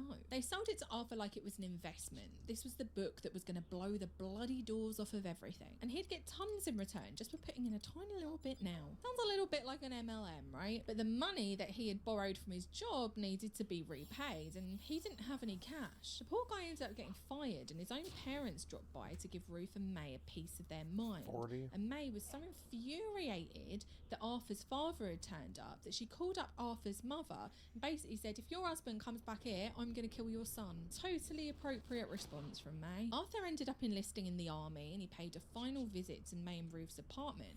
But when he got there, they were long gone. The Hollywood dream had temporarily gone sour, so they made their way back to Portland and moved in with May's mother and her new husband and stepson, that creepy one that I mentioned earlier. This is where they really lay the groundwork for what would later become known as the Blackburn cult, or the cult of the Great 11. They did a lot of networking, and they laid out their doctrine, and I think my mind has been poisoned by Elena Blavatsky, because some of this stuff is not necessarily similar, it all just sounds the same. Probably because, like Elena Blavatsky and many others, May's doctrine was a hodgepodge of pre-existing ideas with a bit of a spin on it. Most of it was absolute nonsense, and most of it was a scam, because according to Samuel Fort, they would have a few pages of writing that they would then put on top of stacks and stacks of paper to make it look like they'd written something as long as the secret doctrine. But few are capable of those feats. In the book, The Cult of the Great 11, Samuel Fort describes the central tenets of May's theology. They believe that the universe breathed a fourth dimension.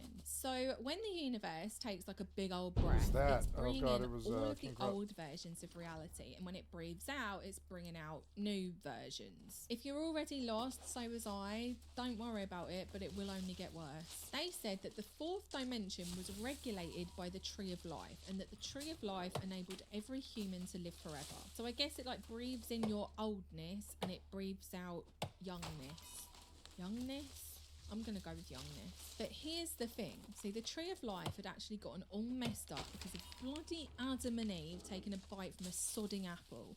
We could have all been enjoying eternal life and eternal youthfulness if it wasn't for those two. So now the Tree of Life is all broken, and it's bringing in new stuff and replacing it with old stuff, and that's why we're old. The fucking things that I have to read, the things I have to try and understand to put together these videos. The asteroid now guess what? is The Tree depleted. of Life can be fixed, and I'm only going to give you one guess on who can do it. And when it's done, there would be a divine order of the royal arms of the Great 11, which would be 11 women, including Ruth and May, and they would essentially become the queens of the universe. This is truly the epitome of a girl boss cult. They would even be given a palace to live in Hollywood, and each of them would have 11 husbands. I have to be honest, that sounds like a nightmare. Like, I was into it until then, and now I'm out. 11 husbands? Absolutely not. Even one's too much. But a substantial amount of people did buy into what May and Ruth were selling, and that shouldn't really be all that surprising. They're offering a fantasy, a life of abundance and miracles,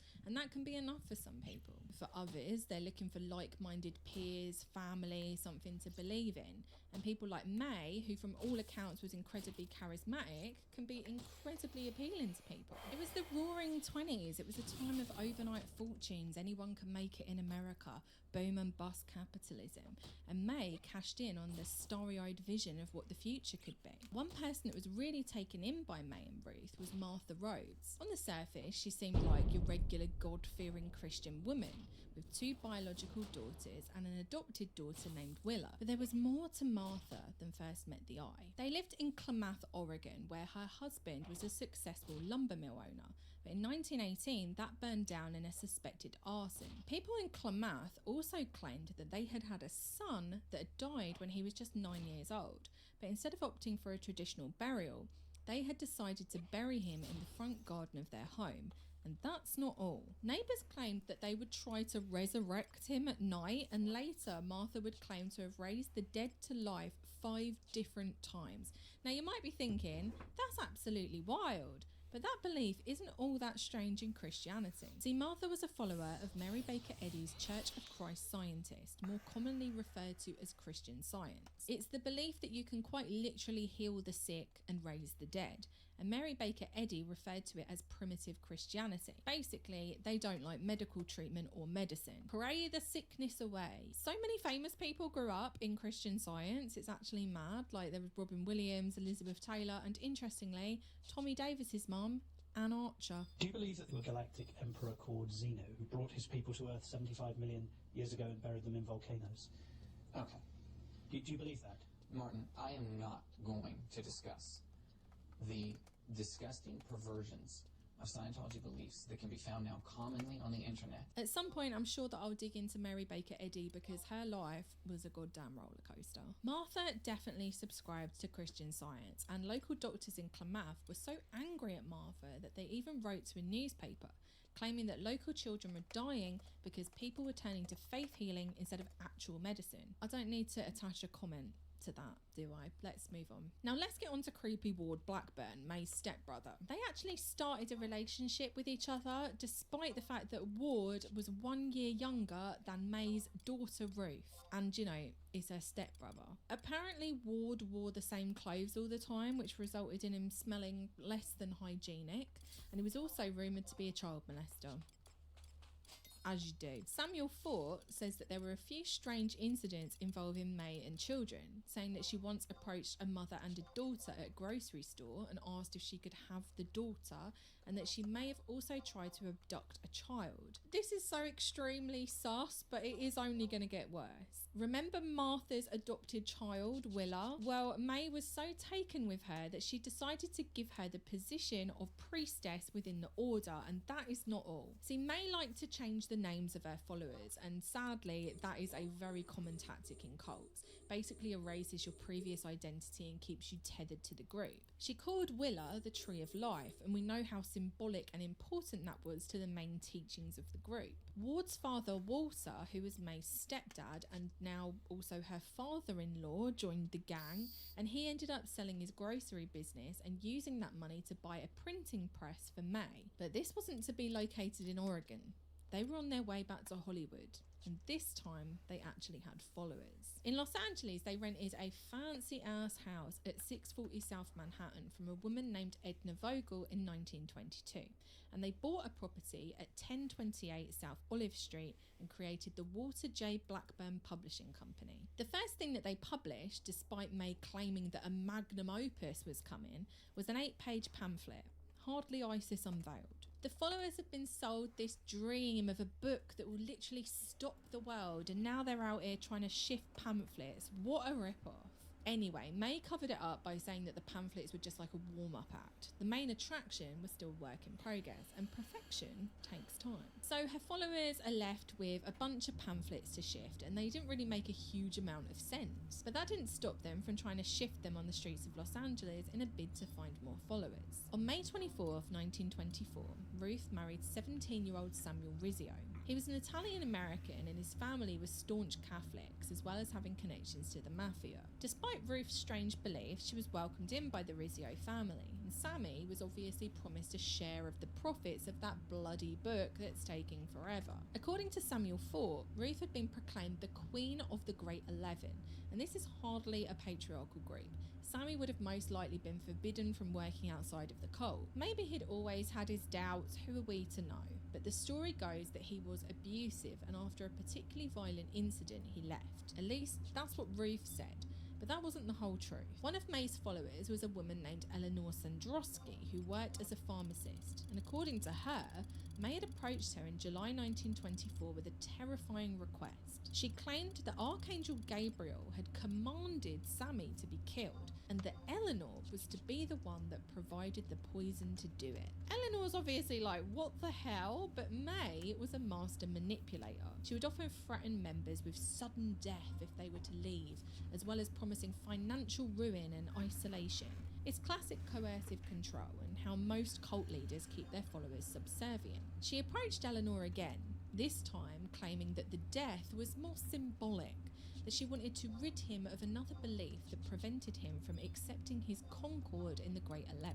That belief was most likely Catholicism, and May wanted him to detach from it completely, to dedicate himself to the cult. Eleanor's obviously taken aback by this. There was probably doubt growing in her already, considering the fact that May's been promising this book that's going to make everyone rich and it's yet to appear. May claims that the angels showed her a white vial and told her that it would leave no trace. And she also threatened Eleanor with death if she told anyone about the request. But Eleanor was absolutely against the idea of providing May with poison. So she tells her husband, and he's like, we need to leave and we need to get our money back. This woman is a bloody scammer at best and a potential murderer at worst. Eleanor confronts May and demands her money back, and May decides to tell her that her husband is manipulating her and that her true husband is actually just some random guy in the cult. Obviously Eleanor's not having it, so she leaves, but the next day May sends another cult follower called Mary Stewart to the pharmacy where Eleanor worked, demanding chloroform and poison. Eleanor gave her the chloroform, but instead of the poison, she gave Mary a vial full of coloured water. Her and her husband left the cult soon after. That same night, the cult did a symbolic death ritual on the beach in Santa Monica to rid Sammy of his beliefs. But it was the last time that anyone saw Sammy Rizzio. Now, they claim that he was absolutely fine afterwards, and he actually drove home. Then he just disappeared off the face of the earth. He's usually in contact with his family, so it's strange not to hear from him at all. Sammy's younger brother was determined to find out what happened to him, and he spent 10 months undercover in the cult, working as May's chauffeur. He found Sammy's possessions in the house, which led him to believe that he'd just left everything. But this was explained away by May and Ruth, who said, oh, maybe he'll come back. The family wanted to go to the authorities to find out exactly what had happened, but before they could take it any further, they were visited by a police officer who warned them to keep quiet about May, and he was allegedly a member of the Divine Order, and Sammy's family was scared into silence. That year, May Blackburn moved into another big house at 427 North Vermont, along with her mother Jenny and her husband/stepbrother Ward. In this house, May chained and padlocked her mother Jenny to her bed for 75 days. But Jenny seemed to have no The asteroid at all. She is later told depleted. newspapers That is that during that terrible. time, I never was happier. The angel Gabriel finally released me. That is You spirit. chained your mother to a To the bed for padlocks, the 75 chains didn't hurt, days? and they were long enough to let me get What downstairs. kind of hell on And if earth you're is wondering what that? Ward did at the house, well, he said that my duty That's like was in the house 7. and I remained at my point What and the keeping fuck? tab of traffic and the weather. He would literally sit and count cars and report them to May. It's like Grey Gardens meets Baby Jane up in that house.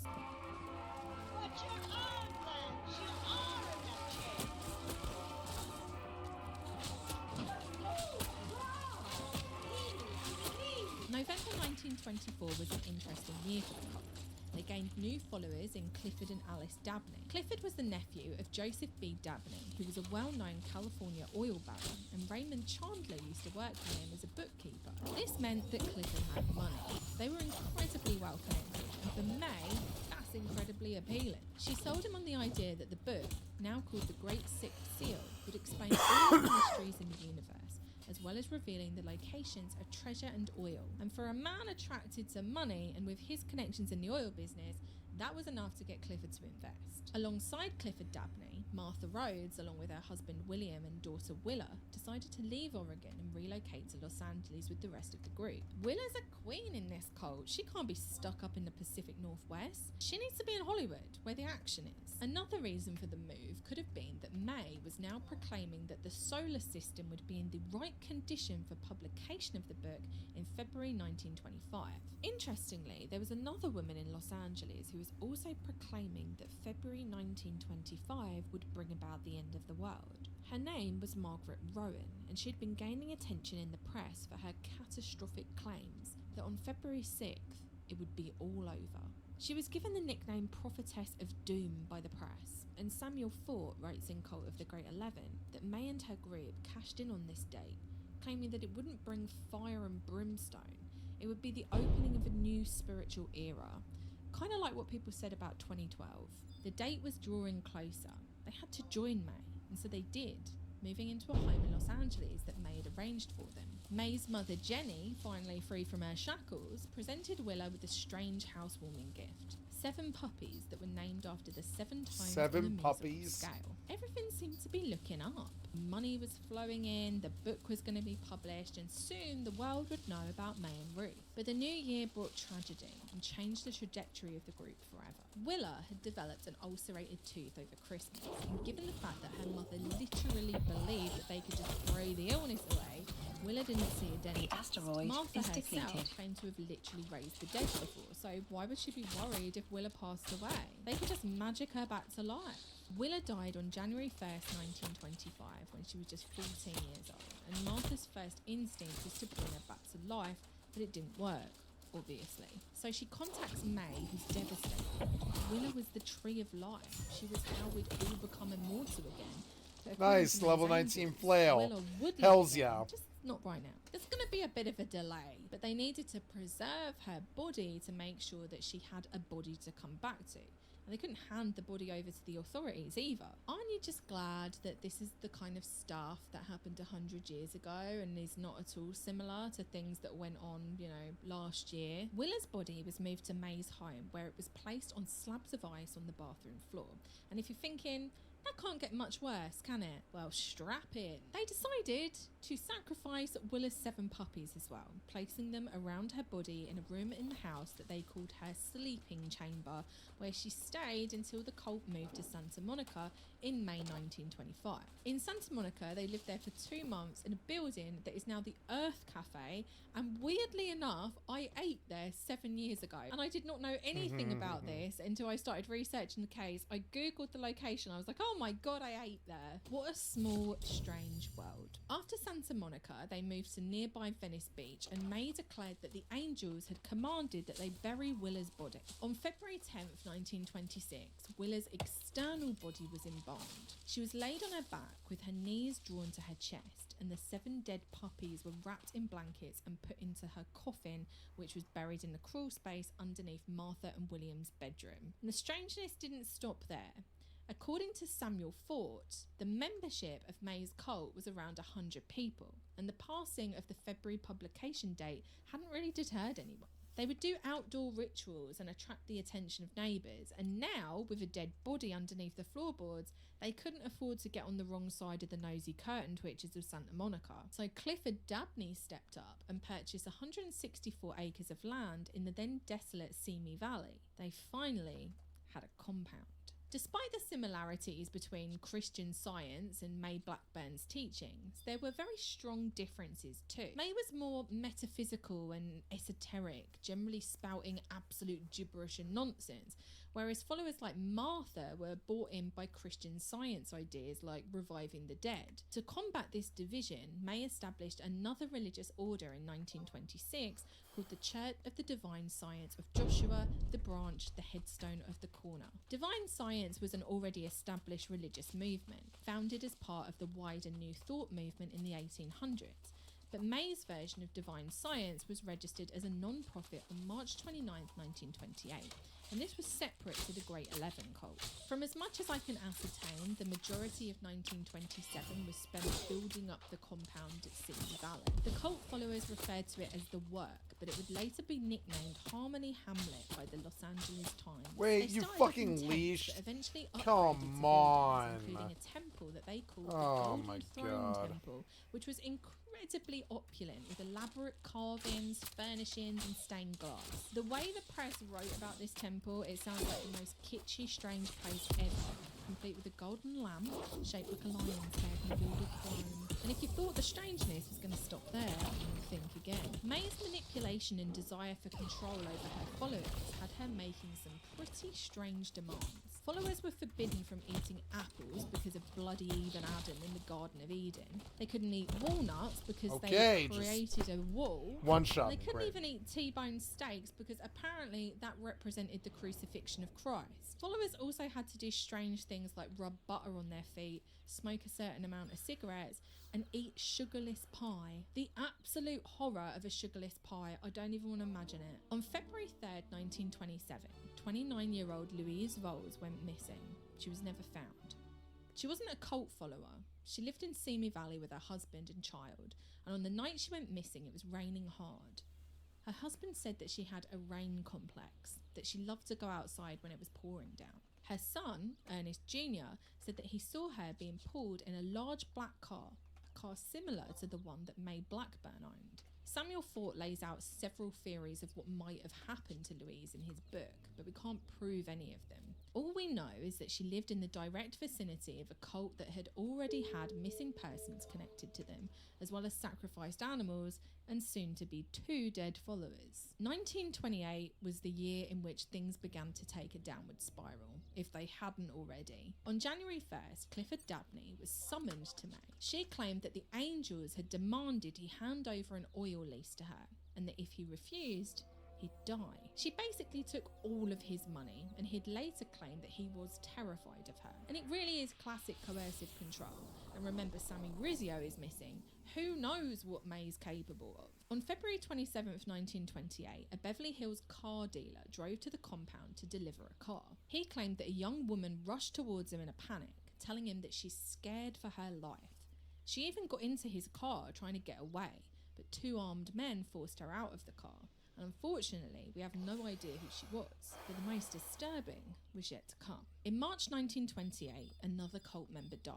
This time it was Frances Turner. She was paralysed and had lost the ability to speak, and her sister was already in the cult, so it's most likely that she turned to the group to heal her. The official story from the cult was that she had been carried to May's mother's cabin on the compound, where they had placed hot stones on top of chicken wire. Frances had been put underneath the stones for healing. But after this Crazy she survived people. for 2 days and eventually died. Her death certificate read that she had died from leakage of the heart, but her body was never examined.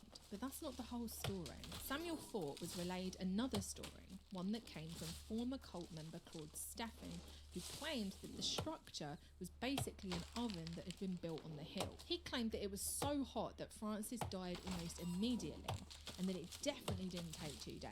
Once she had died, the searing hot bricks were used to build one of the paths on the compound. Either way, Frances did die, and it's likely that if she actually seeked out medical advice from, doctors, she wouldn't have. Considering the fact that this all happened 100 years ago, it's difficult to get a truly accurate picture of what happened. But given what we know 100 years later about how cult leaders operate, I think we can safely say that blind faith in May's teachings led to the deaths of both Frances and Willa. Another strange event happened in 1928. May took 2 cars to Stovepipe Wells in Death Valley along with 2 horses. She told the followers that this was to complete a religious mathematical concord there, which was about escaping the jaws of death, and the 2 horses were named the Jaws of Death. It all makes complete sense, right? And if you're wondering, the 2 horses were sacrificed on return from Death Valley. By July 1929, Clifford Dabney had had enough. He'd already been starting to have his doubts about May. The book still wasn't published, people were dying, and she was demanding money constantly. He decided to file suit against May, and eventually he went to the police to press for fraud charges. But the police didn't really take him seriously. From their incredibly ignorant perspective, Clifford Dabney was a smart, successful businessman, and therefore he should have been immune to being conned by May. Unfortunately, this line of thinking still exists. People have a certain stereotype in their heads about what it means to be a cult follower. They assume that no regular, normal person would ever join a cult. And time again, through researching different cases, I found that that's not the case. Yes, there's generally an element of wanting to believe, but these generally aren't outcasts from society. They're where people like you and me and cult leaders like May know exactly how to target people. With Clifford Dabney, she promised riches. With Martha Rhodes, she promised salvation and healing. And once you've joined, it's even harder to escape, especially if you've got family inside the cult. On September 17th, Clifford Dabney appeared in front of District Attorney Charles Kearney, and an investigation into Clifford's claims was launched. It didn't take very long for people to start talking once they knew that there was actually an investigation. The Los Angeles Times released an article That Batman is such a funny name, actually. charges, which really opened a can of worms. May and Ruth had been arrested, and the article led to an anonymous call about the body of Willa Rhodes buried under the floorboards. When the police arrived at the house in Venice Beach, they questioned both Martha and William Rhodes about their daughter, and they eventually admitted it all, under the agreement that the police wouldn't desecrate Willa's final resting place. Well, obviously they did, and they managed to get inside the crawl space and bring the coffin out. And thankfully, the press were there to photograph everything. It was national news, hitting the front pages of the Washington Post, the LA Times, but as with all stories of this magnitude, there was a lot of incorrect information reported in the articles that came out after Willa's body had been found. There were so many articles, the newspapers all clearly cashing in on a salacious crime story with a cult twist. And there was definitely an element of media hysteria going on. But the articles captured the attention of Frances Rizzio, who demanded an investigation into the disappearance of her son Sammy, and by all accounts, the police did begin investigating, but to no avail. The stories in the press got even more wild when they were granted access to the compound with the police. They couldn't believe what they were seeing, and they captured this particularly intriguing snap of cult follower Merritt Woodall with the lion's head lamp. I cannot lie, I live for kitsch and I want that damn lamp. There was talk of dog bones being found on the compound, which isn't surprising considering how keen May and her group were on sacrificing animals. There were also allegations that the cult was connected to the body of an unidentified man that had been found mutilated in a chicken coop on Huntington Beach, but there was really no evidence that actually proved it. Despite all of the tales and the body of Willa being found, May and Ruth were only charged in connection to money, and on October 16th, 3 out of 15 charges against May ended up being dropped, and Ruth was released from custody. But a day later, the DA made a statement that was reported in the press, saying that Sammy Rizzio was probably killed by the cult, but that's all we really know, just a big fat maybe. On October 22nd, the Los Angeles County coroner announced that Willa wasn't murdered and that her cause of death was an ulcerated tooth. However, it's worth noting that only the outside of Willa had been preserved, so there was really no way of actually testing her for poison or anything like that. Now, May might have been locked up, but she still exerted control over her followers. While she was in custody, she refused to hand out money so they could eat, but she was released on October 30th on a $10,000 bail. But Clifford Dabney was not letting this shit slide. He was going to get May one way or another, and he ended up filing another lawsuit against her in mid-November in regards to a property that he had signed over to her under threat of death. Imagine that. You're just like, oh, I don't want to give you my property. And she's like, well, I will kill you. I will kill you. And you're just like, great, I guess it's yours. May was arraigned on December 4th, 1929, and she pleaded not guilty, so it went to a trial that started in January 1930, and that lasted for 7 weeks. May's general defence was that she was just following the angel's orders, and who was she to tell Archangel Gabriel to piss off? But the court didn't take kindly to the guided by angels defence, and May was convicted on March 2nd, 1930 of 8 Docking counts request of grand accepted. theft, and she was sent to San Quentin. But if you think that stopped her or the followers that remained from terrorising Clifford Dabney, you got another thing coming. He got a ton of death threats via letter and even on the telephone, and the worst was yet to come. See, May actually filed to overturn the verdict, claiming that her trial had been unfair. See, the trial was supposed to just be about financial crimes, and the police had introduced the disappearance of Sammy Rizzio and the deaths of Frances and Willa into the mix. And this, she claimed, had turned the jury against her. Now, as much as I dislike May Blackburn, and trust me, I am not a stan, she did have a point. Introducing the allegations of murder and disappearances was almost certain to cause anger within the jury, and therefore, could they have given May a fair trial? The Supreme Court agreed too, because on November 30th, she was released from jail, Now, don't get me wrong, I don't think that she should have been released. I think that she was absolutely guilty of defrauding Clifford Dabney and most likely guilty of a lot more. But the fact of the matter was, the prosecution had bungled the case. May got away with everything.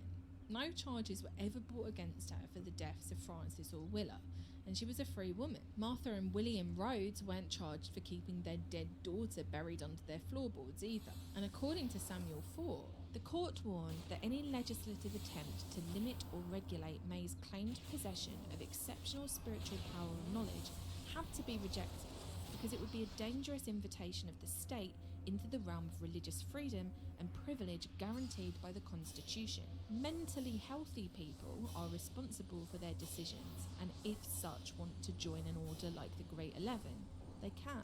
This is an important conversation when discussing cults, religions, new religious movements.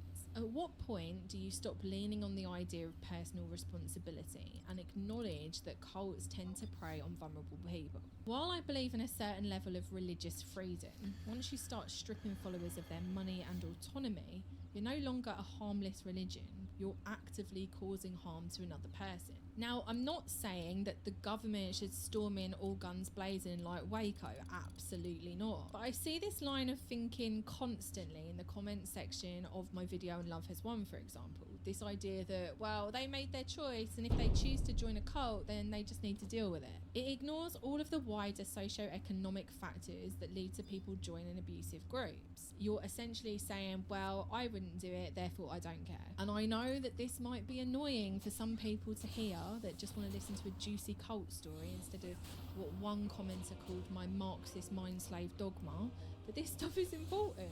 I'm not saying that people are never going to be taken in by scam artists or gurus. I just think it's important to address the reasons why a lot of people do get taken in. A lot of the time, they're socio-economic reasons, but they can also be related to mental health. And your mental health is directly impacted by your environment. And your environment is directly impacted by the socio-economic conditions. It's a big bloody circle. Anyway, if you're expecting this story to end with a bang, then you're going to be disappointed. They really did just fizzle out. All of the negative press made it almost impossible to recruit people. Who wants to join a group after hearing about all of that? The Great Sixth Seal was never published. Instead, May published a book in 1936 called The Origin of God, which is so convoluted in its writing style that it gives ISIS Unveiled a run for its money. It was actually dictated by May to a follower called Winifred Baker, and she didn't even get a copy of the book for free. May made her buy it. How truly evil can you get? Classic landlord behaviour. May died of heart failure in Los Angeles on June 17, 1951.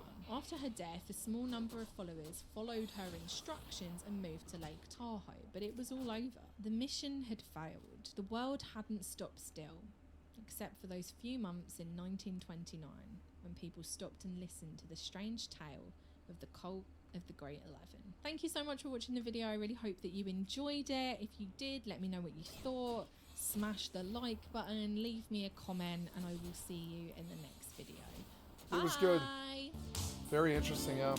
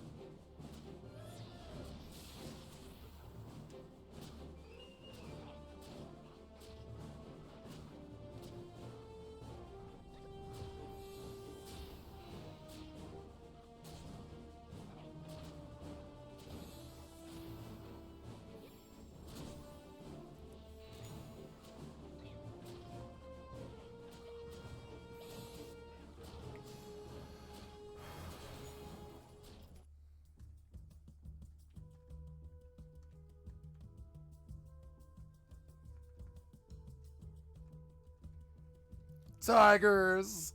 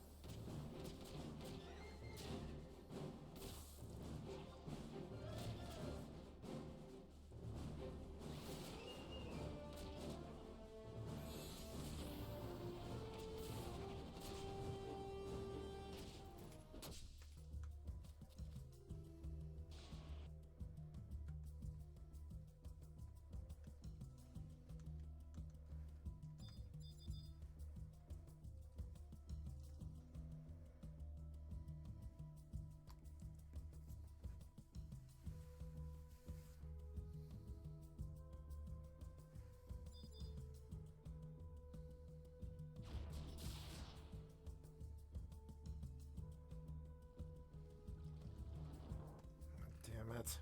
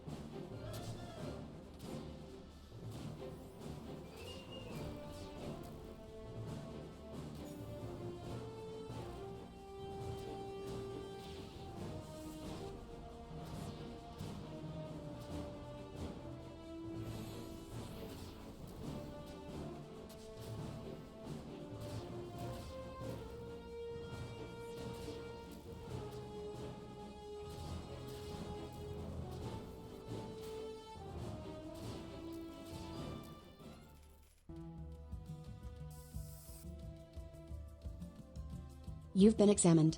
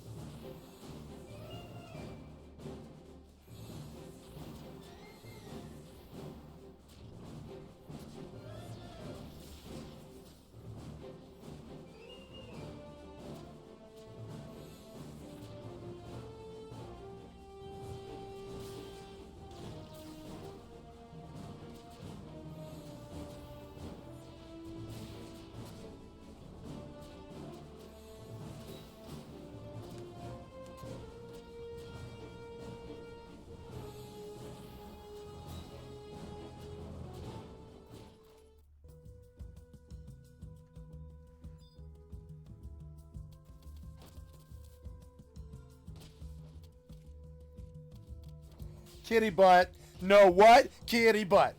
No what? Kitty butt. No what? Kitty butt.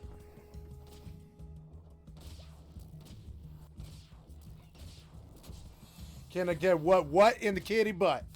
Can I get a what in the kitty butt?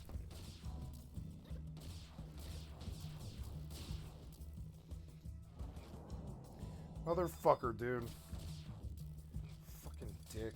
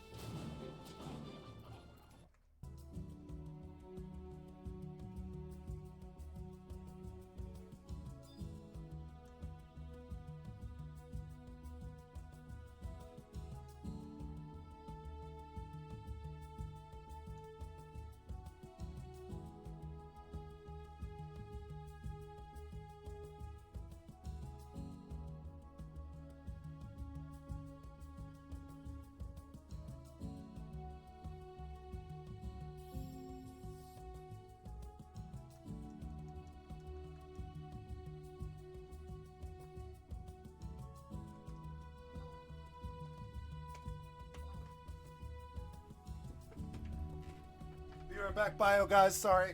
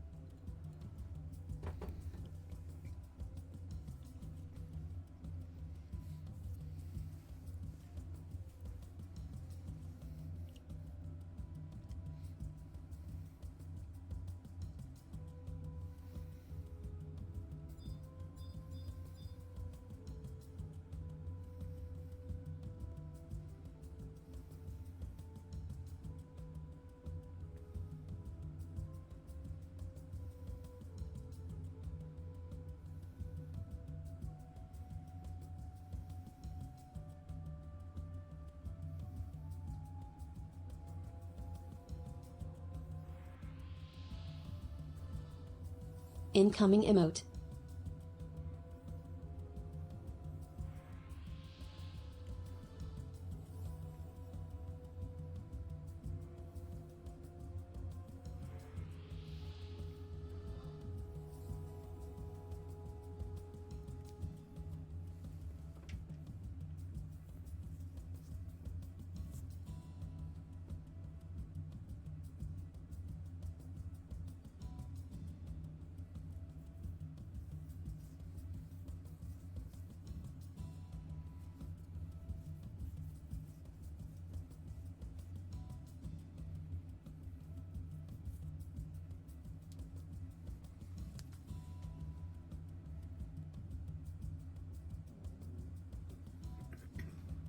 I love being BST white mage.